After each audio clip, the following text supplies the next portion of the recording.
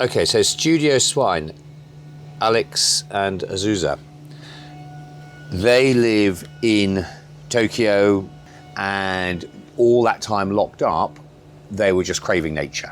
What there's a lot of around Tokyo is this sort of chip carving. So we've been experimenting with textures, both with the CNC and by hand, and also using an Arbitec, a really aggressive carving tool. You know, some things you can communicate really easily by Zoom and without touching.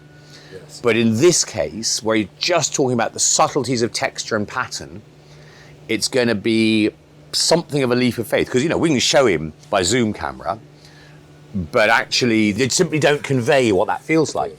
And then the chair is influenced by the classic Chinese Ming Dynasty chair, and we're trying in the workshop as we speak to steam bend this double curve, which you do in one go. So it's one long piece of timber.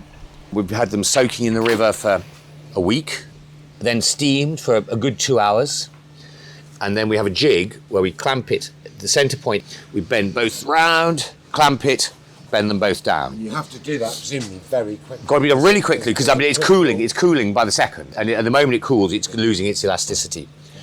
So far, we've had some success. This is a really sharp bend here, so we're getting some cracking here, and we're getting some compression, crushing on the inside here. The technical challenge is twofold. One, getting this bend to work, and secondly, communicating over this chip carving texture, because that's going to be really important to this piece, and how we can communicate that virtually is going to be a bit challenging.